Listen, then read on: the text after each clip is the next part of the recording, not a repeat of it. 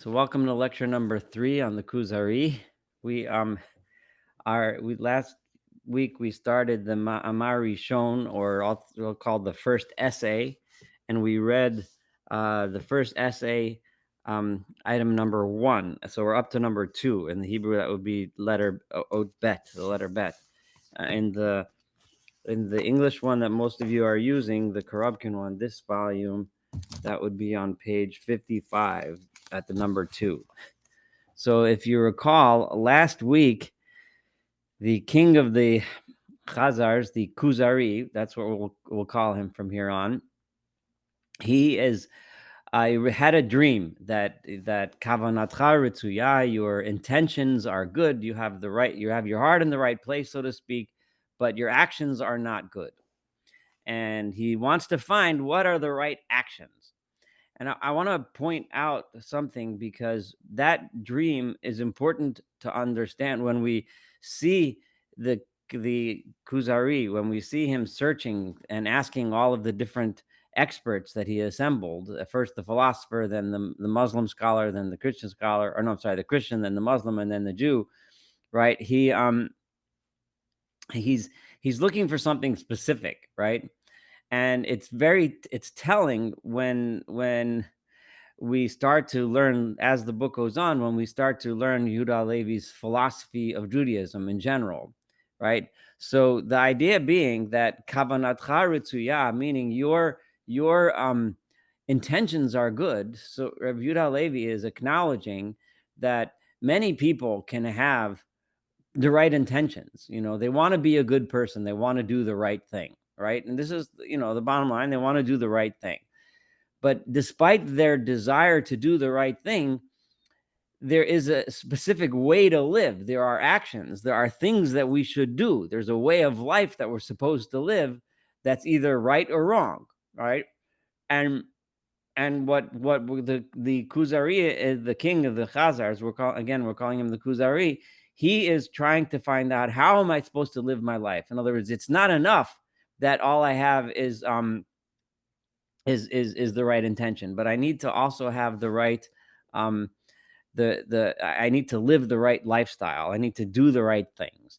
So he went and he asked the philosopher, just a really quick review, and the philosopher gave him an understanding. Basically, I'm going to very hyper summarize it, that the world is about searching for knowledge and searching for the truth. God is beyond our ability to understand. God doesn't pay attention to what we do every day. God is and the world is eternal. God is just the force that makes everything move.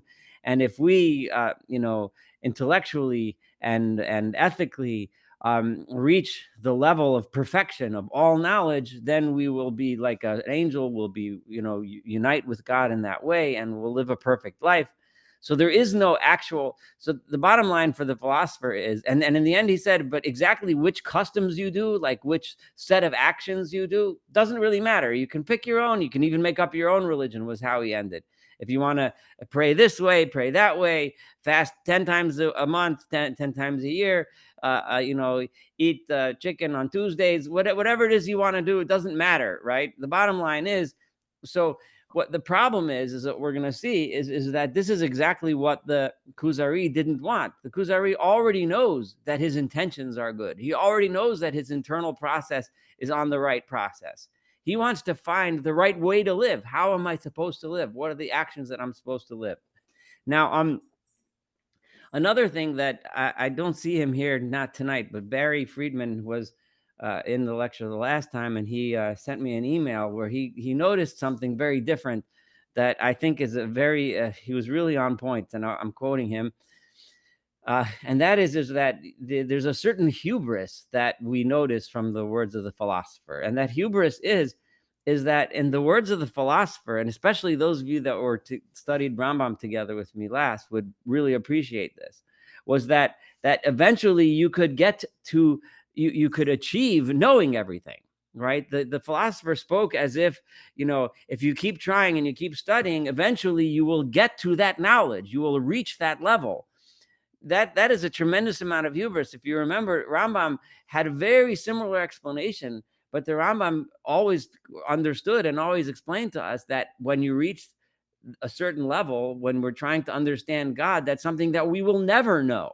And Rambam, and I pointed this out when we studied the Rambam over and over again, I pointed out that he always understood that there may be more knowledge down the road that will prove this wrong and the next thing might be true, right? So in other words, that humility. So, but why am I mentioning this? Not just to contrast this philosopher that the Kuzari is quoting and the Rambam, but to show you part of the reason why is the Kuzari, the king of the Khazars, and also Rabbi Yehuda Halevi rejects the philosopher because of the hubris of the philosopher. The philosopher acts as if he could know everything, which especially in retrospect, when we know that all his philosophy was really based on knowledge that's long since been surpassed in human history, that hubris is a tremendous amount of arrogance.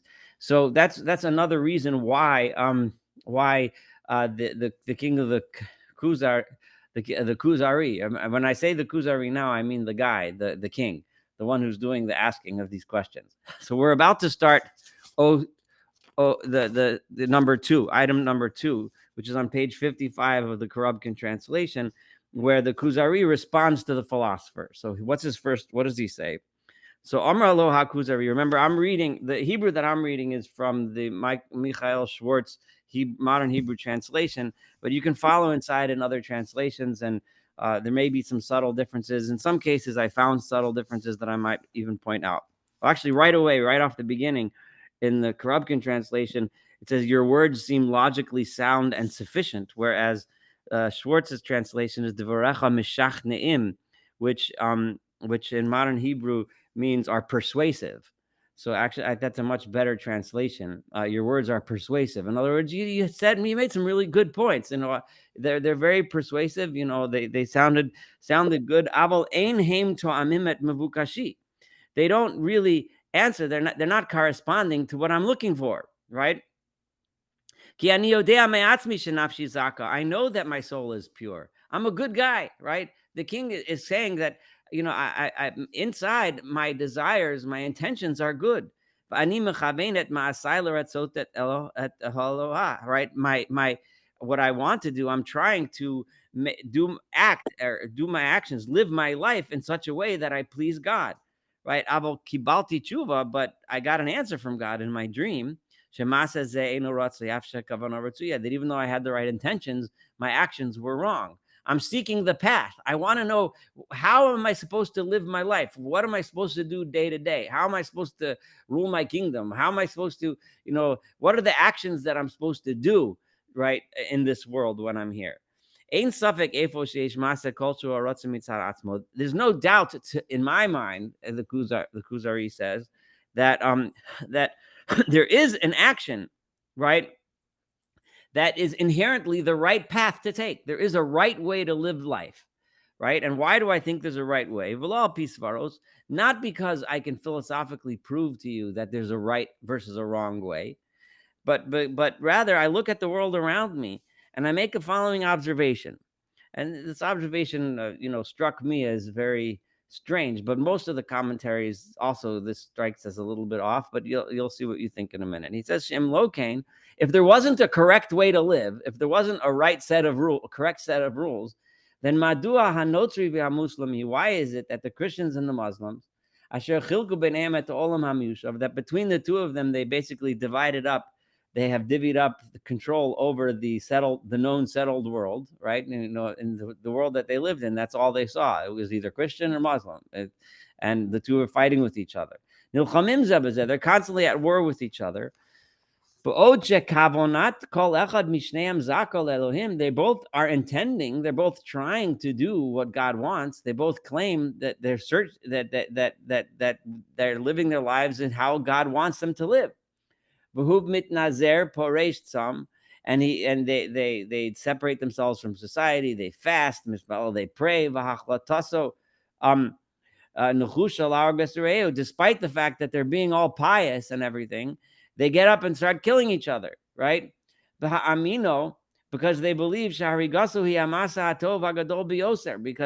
they're thinking that by killing the guy who's living the wrong way, this is a good thing to kill that guy because I'm living the right way and he's living the wrong way. And somehow he comes close to God by killing the Christian or the Christian killing the Muslim. By so they're fighting with each other. And each one believes that by living his life this way, he's going to somehow get to the Garden of Eden. He's going to get the prize in the world to come. So it can't be that they're both right. So which one is right? There has to be a path. But they both on the inside want to do the right thing. So the Kuzari, the king here, is basically, he's making an assumption that because the whole world is fighting over how we're supposed to live, right? Even though they all seem to have the right intentions, there must be a right way to live, right? There must be one of them must be right. Somebody has to be right. He seems to be making an argument from what everyone does, right? And this also is a tremendous contrast from the Rambam, who summarily rejects this argument. Remember, one of Aristotle's arguments to prove that the world is eternal was by saying most of the world thinks the world is eternal, so it must be, right? But and Rambam rejected that by saying, just the fact that everyone thinks a certain way or everyone does a certain way doesn't make a whit of a difference as to whether it's true or correct, right? But the king of the Kuzari is thinking, but it's not quite as simple as that, though. It goes a little deeper, and there is a kind of a concept. I guess it's similar to the idea of conventional wisdom. Most of the time when the general public believes something about a certain thing, like the people generally, there's usually, it's not so far off to say, I don't know if scientifically, if statistically this is true or not, but I mean, often we do dismiss conventional wisdom and show that it's wrong, but we generally take it seriously at first, right? There's probably something to it. So what the Kuzari is saying here, there's probably something to this idea that there is a right way, that the Muslims are the right way or the Christians are the right way. Somebody has a handle on it. So, well, who has it? And why are they killing each other? Now, the philosopher doesn't directly answer that. If we go to item 3, right, Omar philosoph, the philosopher then goes and answers, Ein bedata philosoph harigat echad me'ela. In our religion, so to speak, it's not really a religion, but in our way, there's no concept of killing other people that disagree with us. The goal of the philosopher is an intellectual goal, achieving knowledge of the truth. There's no point in killing somebody else because he knows, because he's wrong, and so on and so forth. So the philosopher kind of backs off simply by saying, he doesn't answer the objection as to because remember, the philosopher says it doesn't really matter what you do. It doesn't matter how you live. It matters, if you achieve this knowledge of truth, right? So the Kuzari, then the king, is now still searching for what's the right way to live. How should I do this? Okay, so now we're about to hit item number 4, right? So here the king now is about to reject the philosopher and say, you know what, I'm going to leave him alone for a minute. I'm going to go on to some of the other scholars that I've gathered here before me. So Amar Kuzari, says the king, the king of the Khazars, the Kuzari, Ma mevich yoser b'einei filosofim me asher emunasam shel hanotzrim v'hamuslamim b'chidush. Right. What exactly is it that that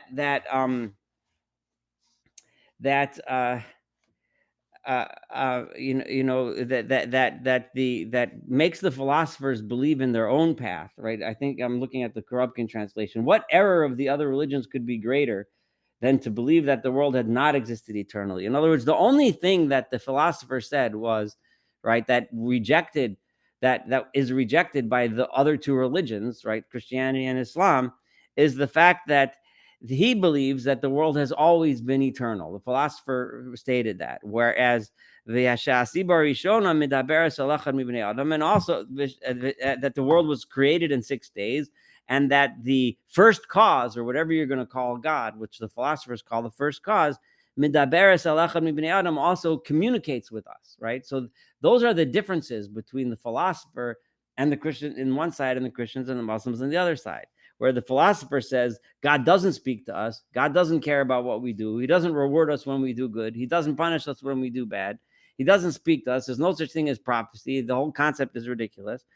And like I explained last time, the world is eternal because the laws of nature are fixed. So whatever the laws of nature dictate the world should look like today, the same was true yesterday and the day before that and the day before that for ad infinitum, all the way back into history. So the world was always here. So kol shekain lenochach hakvia shel hafilosofim shehinala miladases hapratim, right? So it must be that I'm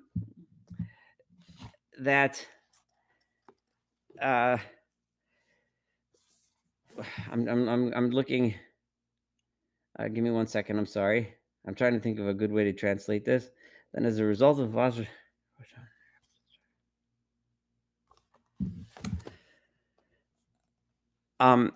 right, if it's true, right, that all of the those are the things that are that contradict what the philosopher had taught, right? They said that the world is created, they said that God communicates with us, and they said that the world was created in 6 days, whereas the philosopher said otherwise.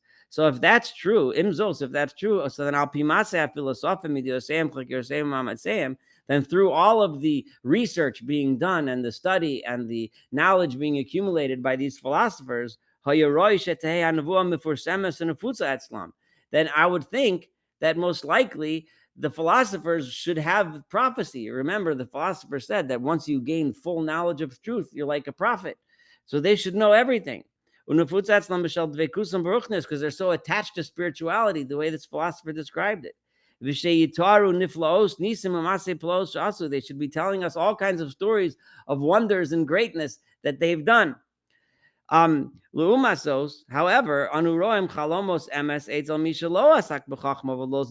we see sometimes people have dreams, have prophecies that aren't so great, that haven't achieved these high levels of philosophy. Remember, this is the Kuzari king talking now, not Rabbi Yehuda Halevi talking. And often we find people that are searching for wisdom don't have prophecy. They don't have access to this knowledge. There must be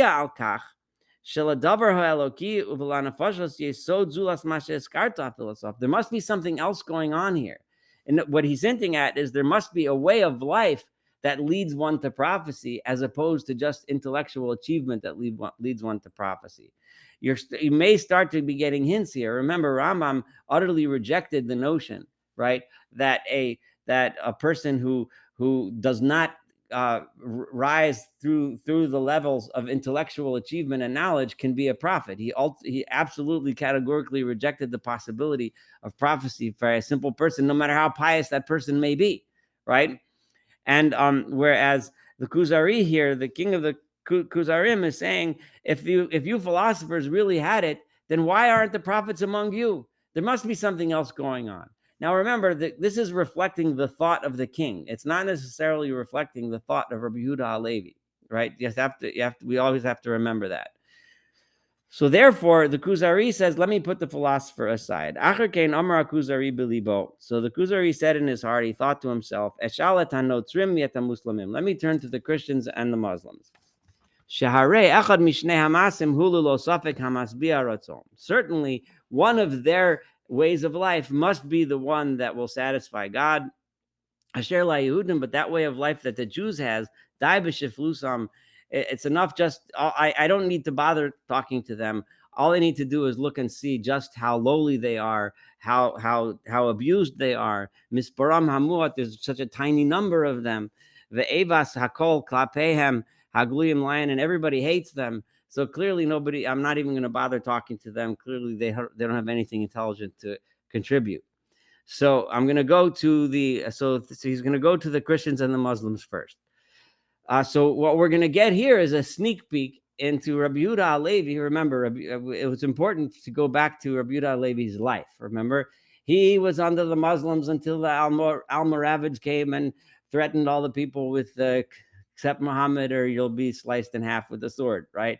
He ran away from there and went to the Christians, where then the King Alfonso, the whatever, they first liked the Jews, and then he started persecuting the Jews. And if you don't accept Christ, then you're going to get sliced by the sword. And then he ran to the Muslims again, and then he ran to the Christians again. He's running around, right, desperate for the Jews of Spain at the time, bouncing back and forth from being persecuted here versus persecuted there versus persecuted everywhere. And meanwhile, the Christians and the Muslims, each one is yelling, you believe in Muhammad, believe in Jesus, and if you don't believe in A or B, I'll kill you, you'll kill me. Every week there's another battle. Everyone's killing each other. That's what Spain was like for hundreds of years, right? I mean, let's be realistic. Just read through history, right? So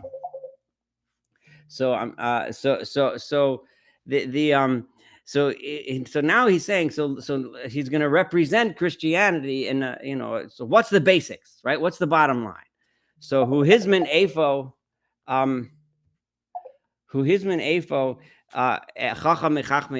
so he brought up one of the Christian scholars, right? Just give me 1 second. Okay. And so he asked him, he asked him, what's your ideas? What's your basic philosophy? And what's your actions? What do you do? How do you live? Remember, he's focusing on actions. This is very important, because Yehuda Levi is going to teach us that one of the basic tenets of Judaism, which is actions, right, is how you live. We're not so much about what you believe, right? And you're going to see this later. He's setting us up for this, right? Exactly what we believe, we're going to discuss, but it doesn't really work that way, right? Judaism doesn't work that way. It's not about we don't have I want to challenge you all to think for a minute. If I asked you, because when we get to the Jew, before we read it, I want each of you to tell me, or at least think through how you would answer the question, tell me about Judaism. On one foot, give me 5 minutes, a 2-minute speech. Tell me just the basics, just the bottom line. All right. So that's basically what he's asking the Christian now. So here is Yehuda Levi's version of what the Christian scholar answered the king of the Kuzarim. So here he goes. Ani ma'amin, I believe b'chidush hanivraim, that creation happened, right? That the world, that the beings that we see on this world were created. Okay. And God preceded the creation of the world. So God is above and beyond this world. God is the creator. In the 6 days of creation, he created the world, the complete world that we see. And all human beings, we're all descendants of Adam and Noah. And we all descend from them. I also believe that God watches over. He cares. He watches what we do and how we live. And he attaches himself. He relates to us. There's a relationship between us and God, right? He gets angry at us. He sometimes is satisfied and he likes our actions. He has pity on us and mercy on us. And those who are holy, or those who are his prophets, he appears to them and converses with them and communicates. And those people in the world that God likes their actions and likes their system, God resides among those people specifically, right? There's a chosen people, so to speak, right? Sikumo shel davar. The bottom line is, lo nitan lishlol es amitos kol ma shemofia baTorah. I'm not going to negate everything that is written in the Torah, right? In other words, I believe it's all true, what the Christians would call the Old Testament.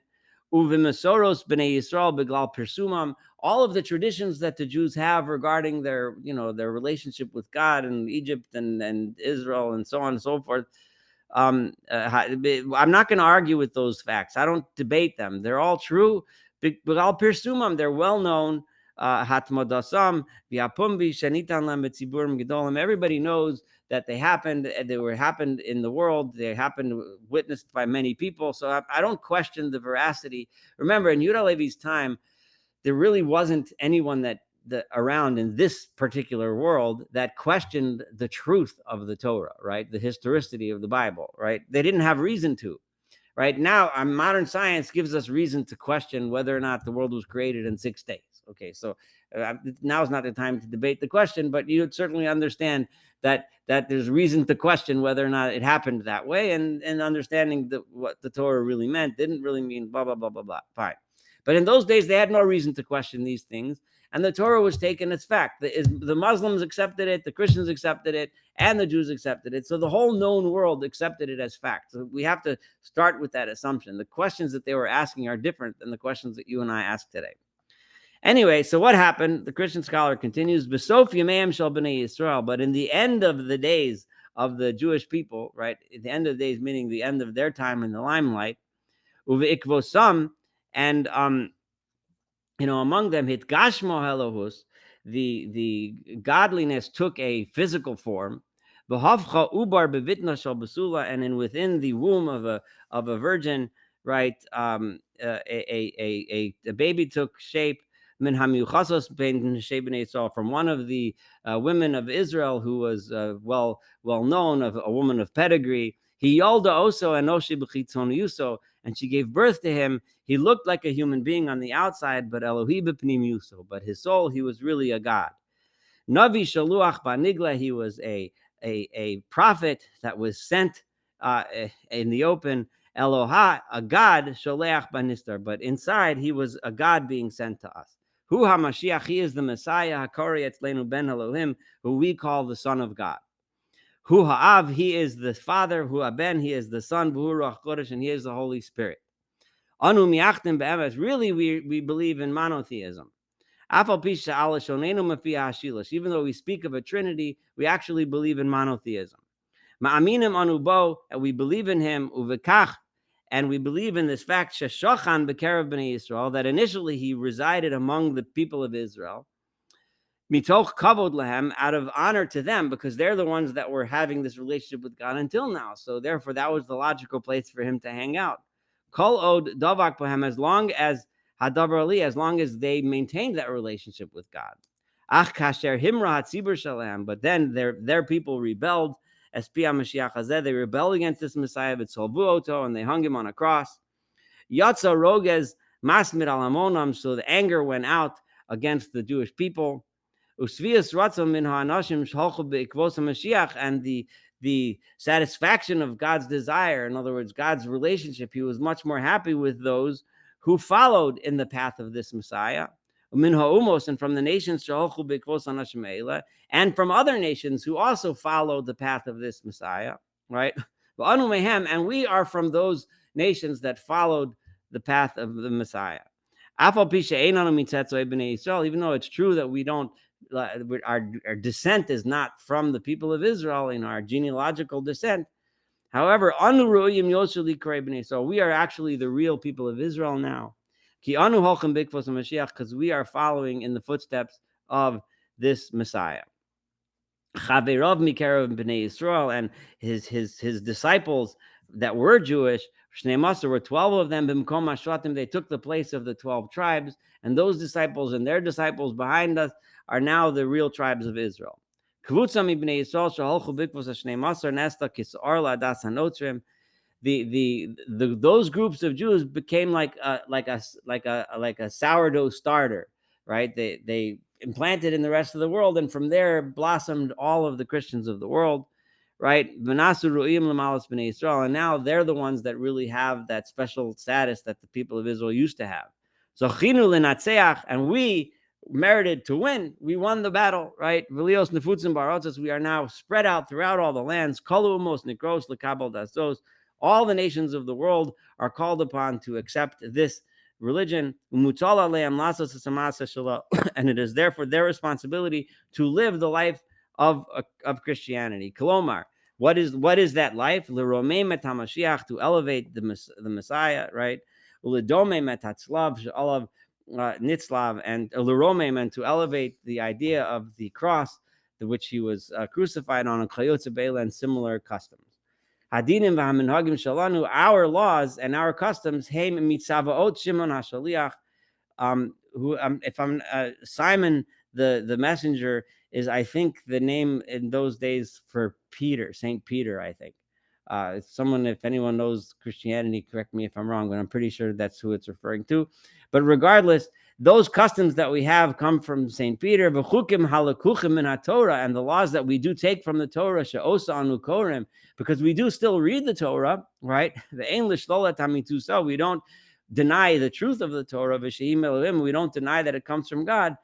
Nemar, but Evangelion mipi Mashiach, it says in our New Testament, it says, Lo basi legroa mitzvah mitzvot, I have not come to take away laws from the laws of Moses, Ela basi letmochos on the losaplan, I came to support them and to add to those laws. So that's the bottom line of Christianity. So this is what he answers the king of the Chazars. So the king of the Chazars is now, okay, so remember, what was his question? The king of the Kuzari, the king of the Chazars, his question was, right, I want to know, right, I know that my intention is good. I want to know what is the actions. What kind of life am I supposed to lead, right? So he asks this to the Christian.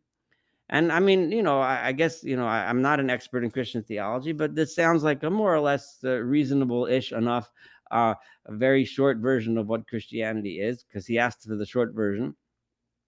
So do you think this is convincing to someone who's looking for the way to live, right? In other words, he wants to know what's the right way for me to live.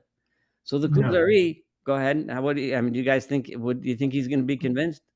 No, because it doesn't tell you how to live. It says what you should believe in. Exactly. Right. It tells you, at the end, he mentions something about Masim, but his focus is on what you should believe in. And remember the big slam that Yehuda Levi is going to tell us after he goes through the philosopher and the Christians and the Muslims is that they're talking about this belief, right? This is one of my biggest pet peeves, so to speak, is, I think I mentioned this numerous times in these lectures, is that people calling Jews a faith community, right? Well, Christians tell me this all the time. That's your faith. And I'm thinking, holy, that's not, why do you call it a faith? It's a way of life, right? There's, and you're going to see, so yeah, there are things that we believe, but even the word believe isn't a good term to use, right? There are implicit bodies of knowledge and ideas that are very deeply embedded within Judaism that are important to know and understand, because they support the way we live. But the bottom of halacha means how you go, right? If you look in almost every single verse in the Torah, what God wants from us is our actions, right? He wants us to live a certain way. And that's the point that Yehuda Levi is saying. This Chazar, the king of the Chazar, this Kuzari, right? He knows this already. He says, my heart is in the right place already. I know that I want to be a good person. I know that I want to live a good life. I know that my intentions are good. I now want to know, well, now what am I supposed to do, right? And you didn't tell me what I was supposed to do. You gave me this belief system that frankly makes no sense. Like a baby that's a god, that's not a god, that's a person, that's a maybe, that's a somebody, he's born, he's not born. They're the holy people, you're the holy people. What are you talking about? And that's what he's about to say. Like, this is not what I'm looking for. I want to know how I'm supposed to live. What am I supposed to do? So, hey, this is item number 5. Amar Kuzari. So the king of the Kuzarim answers the Christian scholar, Ein kan makam lehigeyon. Nothing that you said makes any sense, right? Yisera mizos, more than this. I wanted to see how Karabkin translates that. Right? Logic plays no part in your argument. There's no, like, at least the philosopher, his words were logical, right? But like yours, like, I don't even know what you're saying, right? You say more than that. Common sense, it makes a mockery of everything that you said. Like, it doesn't work. Ulam kasher ne'emanim riyas ayim v'hanisayon ad kedei shem tov s'misalev kulo. Right? When in general, something that you see, right, something that you can witness, that you can observe, right, then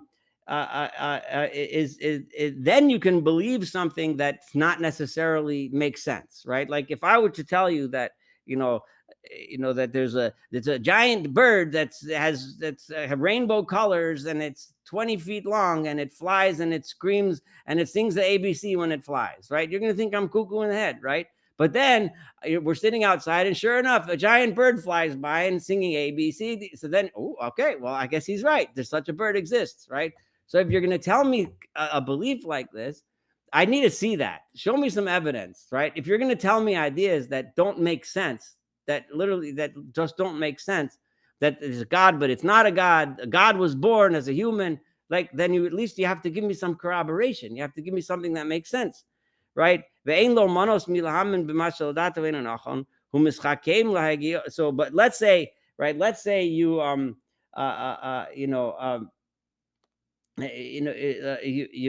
like if and then I'm sorry, and then when you do see that bird singing the ABC, right? So then immediately you need to imagine in your mind, okay, well, now everything that I've thought about birds, I have to rethink, right? I didn't realize that birds can be this way. So then you have to adjust your body of knowledge to conform to reality. And she says we see this with the scientists, right, or the philosophers, right? That's what they do. If somebody, the scientists say, such and such is the way things work, and then somebody shows them and says, well, but look at this, it doesn't fit your rules. So then they have to go and they have to change their idea.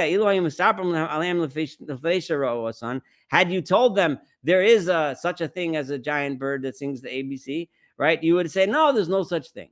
But then, then you see it, and then they start finding you reasons and explanations, right?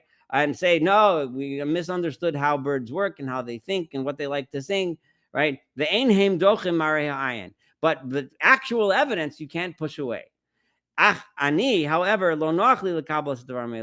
don't understand what you're saying. So it doesn't make any sense to me. I don't know why I should believe you. Like, why should I believe this? Tell me a reason to believe this stuff. They seem new to me. I didn't grow up with this, right? Remember, he grew up as a pagan, the king of the Khazars, right?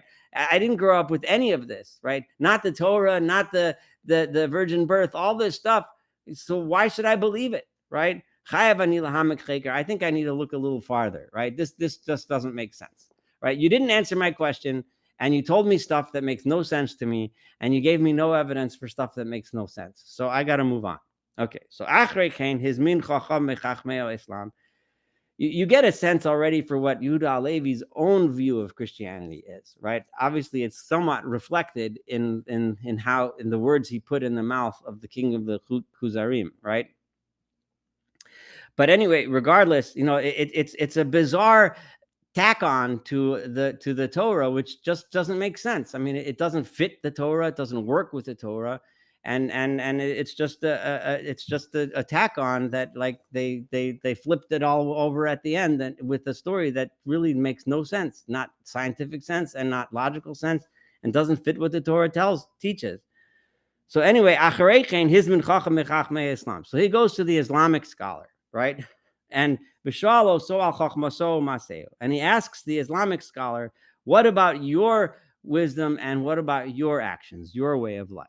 Okay, so now we're going to hear the 2-second version of Islam from the Islamic scholar, right? And this is Yehuda Levi's imagining the answer that he's giving to the king of the Kuzari, right? So I see there are some people who are at this lecture, may not have been at the first two. I do suggest, if you haven't listened to them, listen to them so you understand the context of this conversation.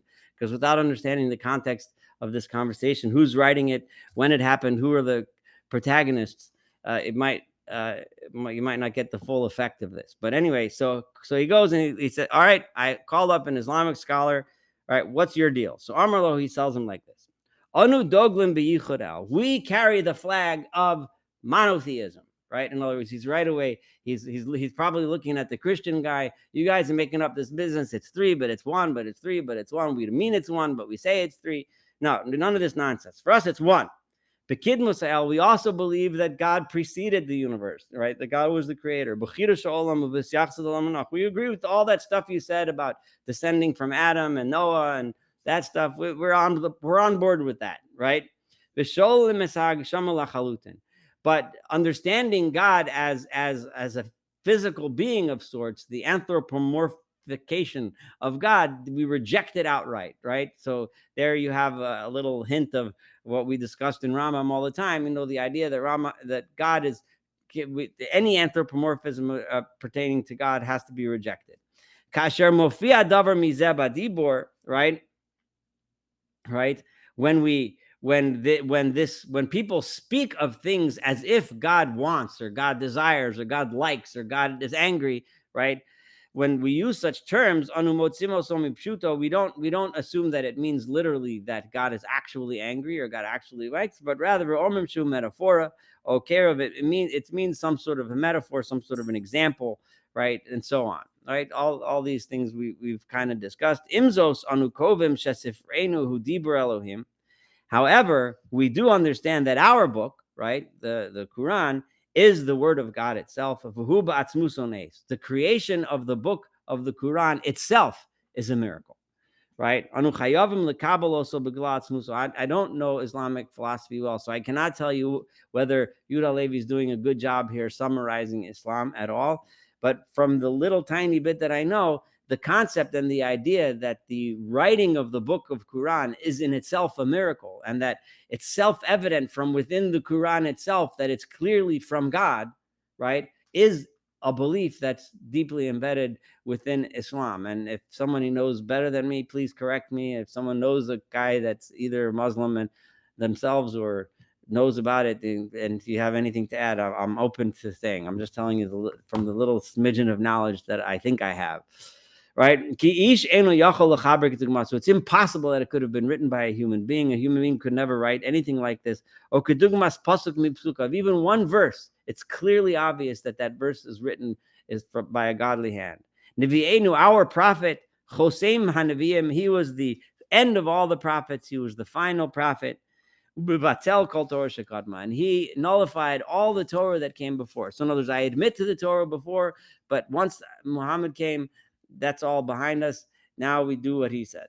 Right? Who kore l'cholumus l'kabbalah Islam? He asks all the nations to accept Islam. Gemulo shel hamitzayes, the reward of someone who listens and accepts Muhammad is hashavas rucho el gufo began Eden, is his soul will end up in the Garden of Eden, it will end in paradise. And he'll have pleasures that he won't have. There will be he'll never have want of food to eat, and drinking, be'ila, and sex. And whatever his heart desires will be there for him to enjoy. But the payment for someone who rebels and does not accept Muhammad, Hashavaso LA, she's going to burn in the flames, and it's eternal damnation and fire. Now, what did and we pointed out before, right? What was the problem so far with all three is that none of them really gave an argument for the way of life. Each one professed a belief, right? And which is not none of the three answered the question that the Kuzari had. So the real thing that we learn from it, I don't pretend to think that we're learning either Christian or Islamic philosophy from this, right? That's not the point. We're studying Jewish philosophy. The point that the Yehuda Levi is trying to make, and the point that by bringing this story is that all three of those systems of thought, right, are about an idea, right? Now you can sit and debate the idea, and Yehuda Levi, obviously, he's Jewish, and he's presenting those ideas as either being silly or unfounded or nonsensical or whatever, right? Well, you can disagree and think they're not nonsensical. You could think that they're true, and that's fine. Go ahead and think that. But you're still professing a religion that's based on a belief, right? You want to know what's the bottom line? I can give you the bottom line. I believe A, B, C, right? Whether it's Jesus, Muhammad, whatever it is, or the philosopher, they have a belief system. But the Kuzari, the king, wants to know a way of life. That was how he started searching. He wants to know how he's supposed to live, right? So Amar Aloha Kuzari. So the Kuzari, and now I'm in item number 6, right? I think that would be page 63 now in the Korobkin translation. So the Kuzari says, okay, so you're trying to back up your way of life by this belief system that you believe in Muhammad, right? So Hamavakesh lahadrich mishahu. If somebody wants to teach someone b'inyan Elohim, in the idea of God, right? You're trying to teach me your idea, right? And I want to prove to you that God does converse with human beings, and therefore he conversed with Muhammad, and therefore we should believe in Muhammad, right? Right? Because he realizes that this is something that's not logical, right? Right? Logically, the philosopher was the guy who made sense, right? God is beyond the universe. He's the creator, it doesn't make sense that he should be talking to us. So you're trying to start off with an idea that doesn't make sense. So you're trying to convince me that this happens. So Allah l'shachno, so the way to his responsibility would be to convince him by doing what? With something that's well known, right? Right? You look outside and you see something that's really there that we all see and we all agree to, right? And then you tell me, see, and this is God speaking to man, right? So, but if you're trying to, but it's still hard for me. Why should I accept from you this idea that God speaks to human beings? Why should I accept from you that God spoke to Muhammad? He could have used the similar criticism to Jesus, although Jesus was presented as God himself, right? Which he rejected as just being a nonsensical idea, right? But here he's saying, you're trying to tell me that God speaks to Muhammad. Show me, like, how does this work? Prove it to me. Show me something that will make me believe that it's true, right? If it's true that your book is such a miracle, but the book is written in Arabic, right? Lo Arabi Kamoni, right? Somebody who's not an Arab like I'm a Khazar. I speak whatever the Khazarian language was, right? I won't even, I can't tell, right? It's just Arabic to me, right? You claim that you speak Arabic, and when you read it, you can tell right away it's written by God. Okay, I can't, right? Because I can't read Arabic. So I would just think, here, if you'd read this book to me, I just think, oh, here's a guy speaking Arabic, and that's all I would see. So if you're trying to convince me that God speaks to Muhammad, right, and therefore I should accept him, then you need to demonstrate to me something which is out of something which I which will convince me that it's true. I need to see something, right? You're trying to tell me that this way of life, right, is the way of life that I should accept because of this idea that you have, and you're trying to tell me an idea that makes no sense logically to me. Then you need to demonstrate to me something that will convince me that it's true. So Amrlo HaChacham, right? No, I'm sorry. So we're up to number 7, right? So the Chacham, the Muslim answered him and said, Hofiu nisim al yado. No, it's not true. There were miracles that happened that Muhammad performed, right? Avalhem lo nikbu kirayos lekabalas Torah. But those miracles are not the reason why we believe in Muhammad. We believe in Muhammad because it's true, right? The miracle, but there were miracles. If you want miracles, he did miracles to prove that he's true. So Amar Kuzari, Yisera Mizos, right? I need more than that, right? Don't just tell me that he did miracles, right?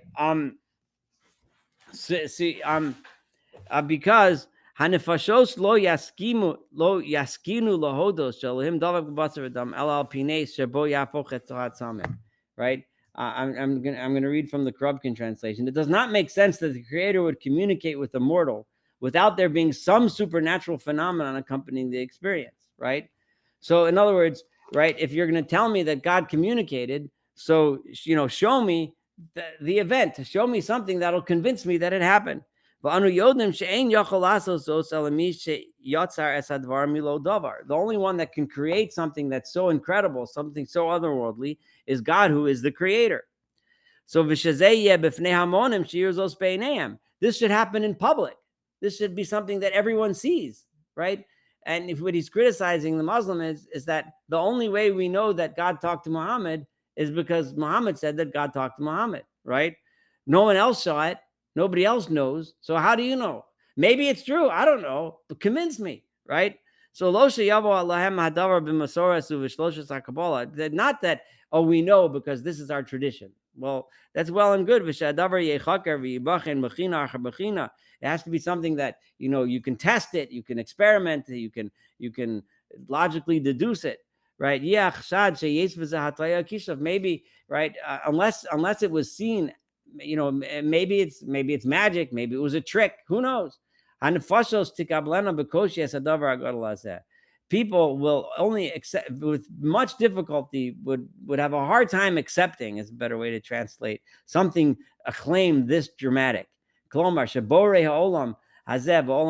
God, who is the creator of this world and the next one, Hamalachim, the creator of the angels, Vashamayim Vamoros, and the heavens and all of the stars in the sky, he should somehow attach himself and talk to and communicate with this piece of nothingness, right? This piece of garbage, really, right? Kolomar ba'adam, the smelly piece of nothing, right? Yidabre love, that he should talk to him, Vimale et Mishalto Vestri Yusuf, and he should then do what the bidding of the person asked him to do.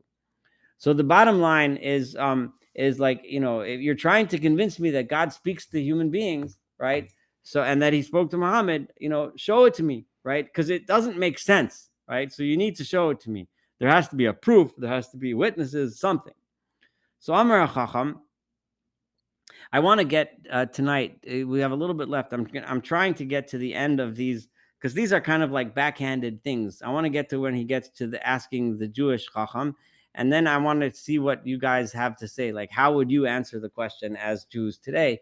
And then you know, give me the 2-second version of Judaism, and I'll see if you guys can even come up with anything, right? But so I want to try to get there. So we're almost there. So Amar Chacham. So the Islamic scholar said, Ha'ein Sifreinu, right? Does not our book, right? Mole Yedius al Moshe talks all about Moses, all of Shalom, right? And all of his exploits, Val Bnei Israel, and about the people of Israel. We talk about all the same things. Everybody knows these things. That shows that our book is true, right? Remember, nobody questioned at the time the veracity, the truth of what's written in the Bible. So the Muslim is saying our book is true because it has all those things that everybody knows is true, right? Mashasa Beparo, that which happened in Egypt with Pharaoh, Bakasayam, the splitting of the sea, Hever B'Shalom Mishayas Faratzon Mehem, and that he brought them in peace, those who did God's will, right? V'Tibayas Mishachar Apo Behem, and he drowned those who made God angry. V'Sipik et Haman v'Aslav, and he brought the manna down and the slav, the birds, Laura Charbam Shana, for 40 years in the desert. V'Shudibra al Moshe al, and he spoke with Moses on the mountain. V'Hamid at Shemesh liYoshua, and he stopped the sun in its tracks for Joshua. V'Hinchilo nitzachon al hanakim, and he had him win over the giants. V'Hamabel, and the flood of V'Chilion Amos Shalot, and the destruction of Sodom, Sodom and Gomorrah, Sodom and Gomorrah, Asher Kadmul, that happened before that. Ha'ein elim for some, these are well known. And there's nobody suspects that these are not true. Now, obviously, today a lot of people do suspect that they're not true, but remember, we're dealing with a different time period, right? The bottom line is, so the Muslim says, yeah, but we also have lots of things in our Quran that agree with all of the other things that the Christians and the Jews have, and we all agree that these are wonderful things, so you can believe in the book. Amar Kuzari roa ani es atzmin elotz keviyachol. I think I'm going to be forced. None of these guys are really getting what I'm driving at, right? None of these guys are getting what I'm driving at. I think I'm going to have to ask those lowly people that nobody cares about and everybody hates and steps on. I'm going to have to ask the Jews.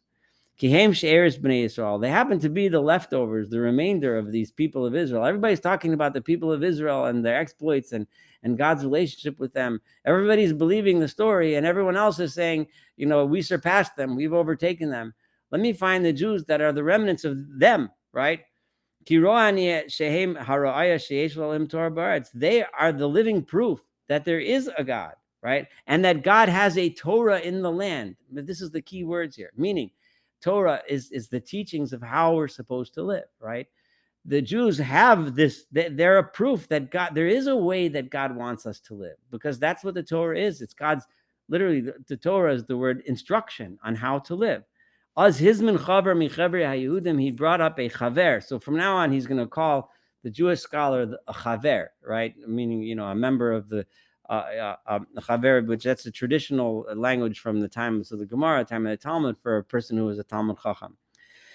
And he asked him about his emuna, right? What his faith was, right?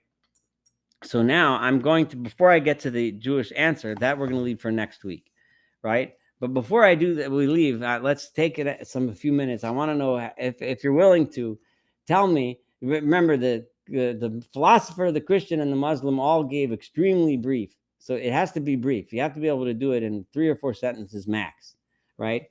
If we'll go around the table, even though there's an actual table here, but whatever. And you tell me what you think. I'll go in order of the things. So the first one on my list here is Jeffrey Burt. Okay. I'll try. Love your neighbor as yourself. Ooh, cheating. All right. Yeah, the Torah on 1 foot. He took the Rabbi Akiva method. Okay. All right, Now fine. go and study. But Okay. All right. Nechama is the next on my list. If you don't want to say, then go ahead. Then just pass. Tell me you're passing. Okay, fine. I'll assume you're passing. I don't know if you got Debbie or Deborah Cup is the next one on my list. Do you want to say what do you think would be a quick 2-minute version? I'm not getting a lot of customers. Okay. 2-minute version of, tell me again. Of Judaism. It's a religion that you gotta use your feet for. Use your feet for. Okay, good. I like that. That means a lot. Leslie, you're the next one on my list here. I'm just going in order of the list of participants.